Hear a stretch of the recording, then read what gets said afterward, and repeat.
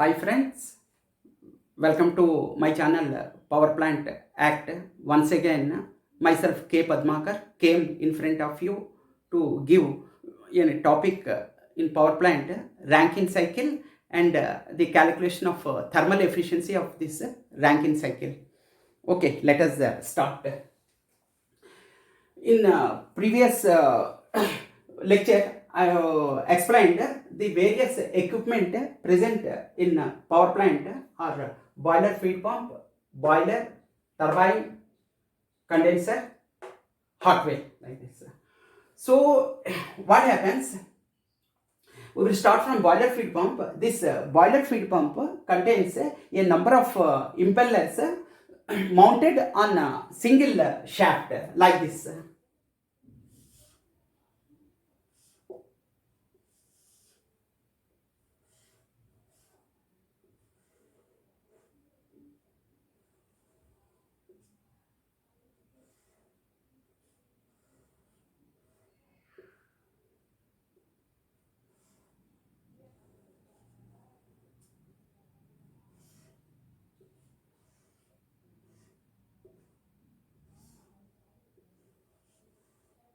Like this.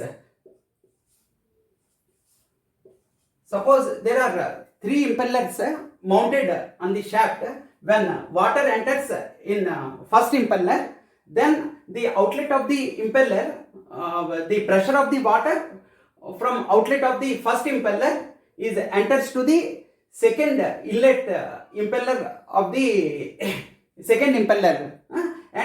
Suppose this is pressure of 2 kg pressure. When it enters with 2 kg, when it enters with 2 kg, suppose the outlet of the first impeller is, suppose it is something 6 kg, and it enters in the second impeller with 6 kg, and it comes with 12 kg. And when it comes, when it enters in the third impeller with 12, then the pressure is going to be increased. So finally, this water pressure is going to be increased in a boiler feed pump. That is criteria of the boiler feed pump. That means, okay.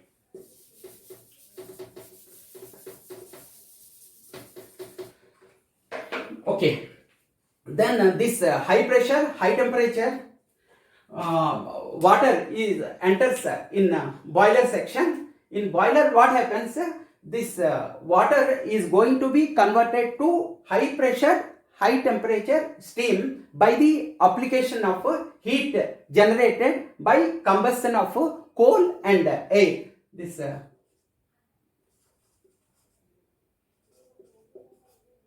when coal and air is supplied, due to the combustion, this heat gained from this flue gas, and it takes that heat by that water, and it converted to steam. This is the application of this boiler. And this high pressure, high temperature steam enters in turbine inlet.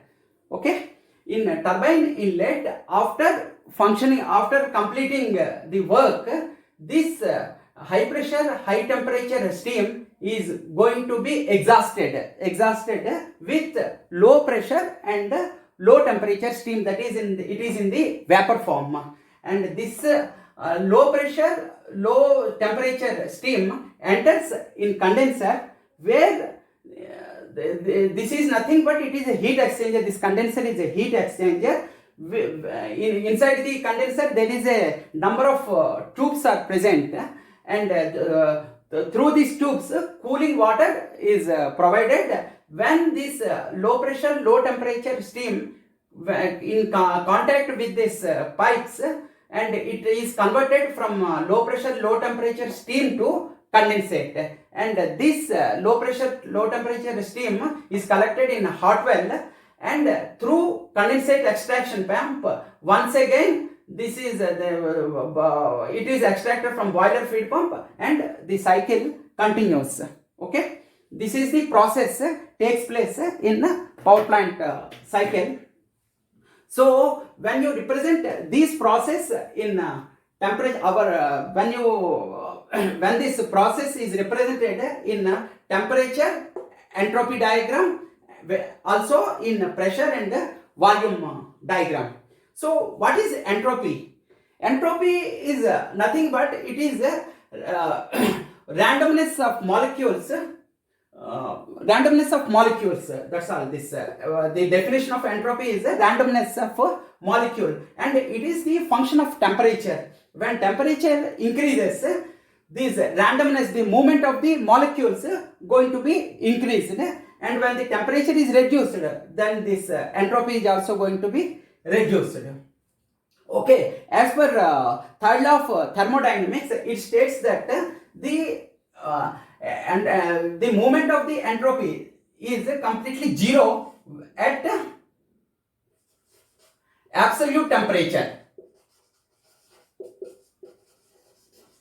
This entropy is movement, that means the randomness of entropy becomes zero at absolute temperature. What is absolute temperature? Absolute temperature is nothing but minus 273 degrees centigrade or 0 degree Kelvin.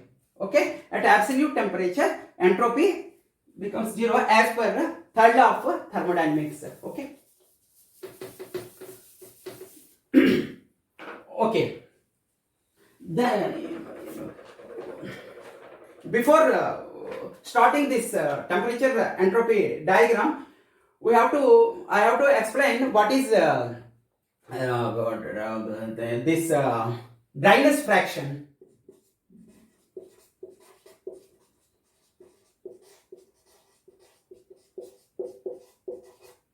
Before that, we will start this dryness fraction. What is the dryness fraction? Is represented with the letter X. That means nothing but, I will explain it. This can be represented in the temperature entropy diagram with a, this is a type of this. This is what you call, this is water line.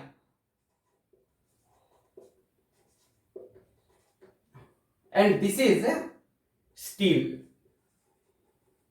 Okay, in between is water plus steam presence.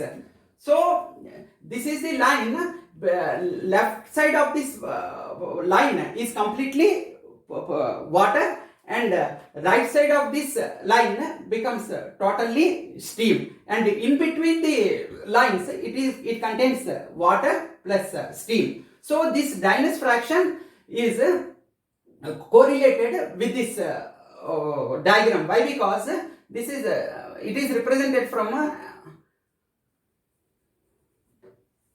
this ranges, this dryness fraction ranges from x is equal to 0 to x is equal to 1.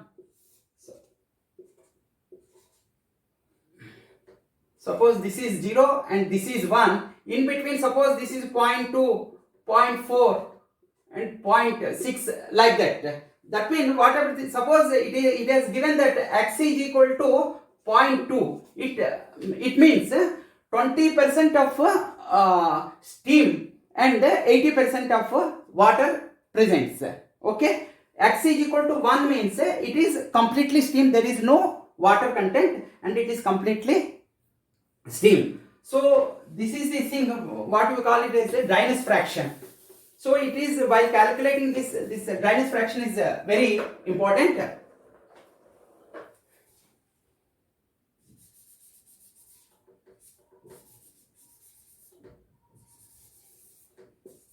Okay.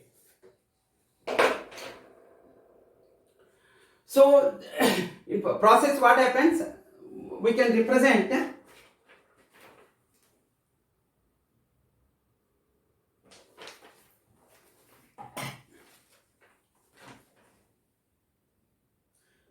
suppose this is the 0.4 and this is the 0.1 and this is 0.2. So what happens from 0.4, suppose it contains some pressure. In boiler feed pump it contains some pressure, it is represented with 0.4, and this pressure is going to be, then temperature is going to be increased up to this extent. Then the temperature of the water is going to be increased up to sensible heat. This can be represented with the point this thing 1. Okay, after reaching the water to sensible heat, it is to be converted into steam by addition of latent heat. This can be represented with 1 to 2. Okay, actually what happens, this after getting this latent heat, this steam is still it is in wet condition, so directly we cannot feed this wet steam in turbines, because the blades is going to be damaged. So once again this steam is going to be superheated up to this extent. Okay, that means it is the temperature is going to be increased up to 2 dash. That means this is latent heat and this is sensible heat, and from there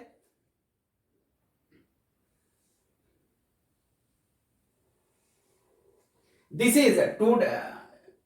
Suppose this point is 3, then from 2 dash to 3 represents the work done in turbine. So this high pressure, high temperature steam fed in turbine, and after doing here the work is going to be done, which is represented with 2 dash to 3, and from 3 to 4 this is work done in condenser. What happened here, heat is latent heat is provided here in boiler, and from 3 to 4 latent heat is rejected in condenser. Okay, so this we can represent in entropy diagram. One important point is that this is latent heat is going here. See, gradually when latent heat is we are going, if you plot this latent heat at a point, this is at the top point of the dome, this is called critical point. It is very important. At this point this latent heat becomes 0, so there is no latent heat at critical point, and the parameters at this critical point is pressure is 221 bar and temperature is 375 degree temperature. At this critical point the pressure is 221 bar and temperature is 375 degree centigrade. Now we are going to represent this process in pressure volume diagram.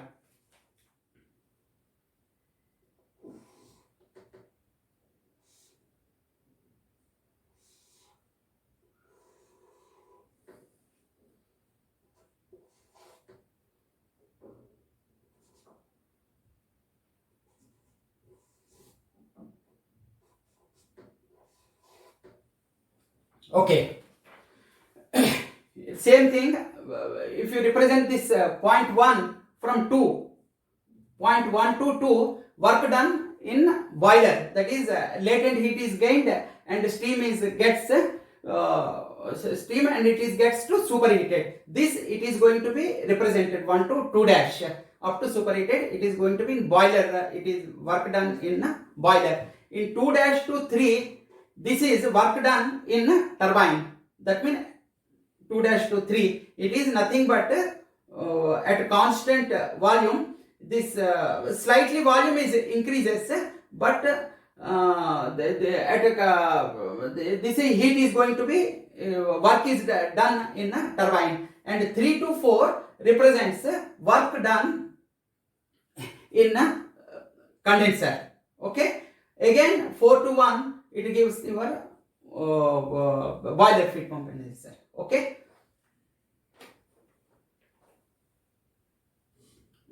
in 4 to 1 it is going to be boiler feed pump work, and 1 to 2 dash it is into boiler, and from 2 dash to 3 in turbine, and here condenser work it is going to be.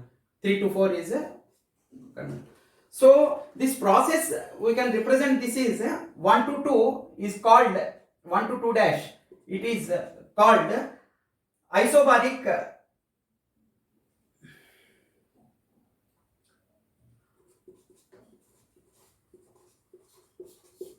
isobaric heat addition.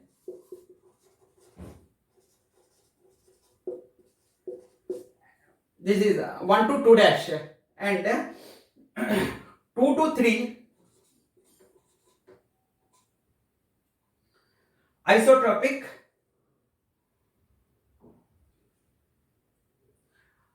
this is isentropic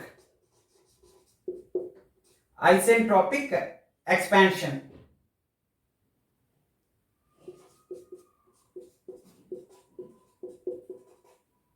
and 3 to 4 is isobaric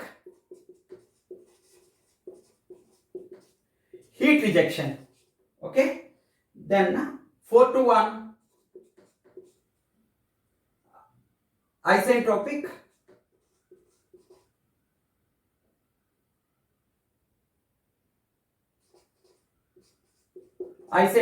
compression process. Here expansion and here isentropic compression process. So we can represent this process in pressure and volume like this. Okay. Now we will calculate the thermal efficiency of this cycle. Okay.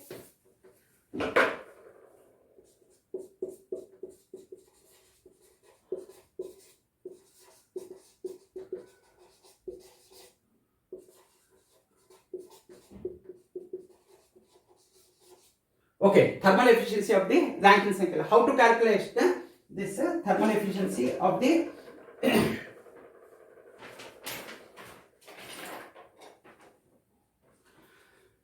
actually, what is efficiency? Efficiency of anything is output by input. In this cycle, what is output?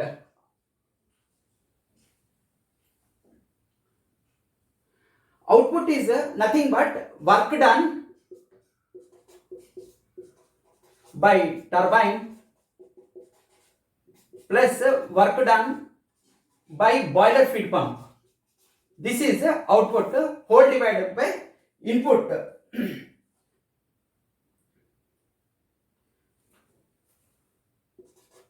Work done in boiler.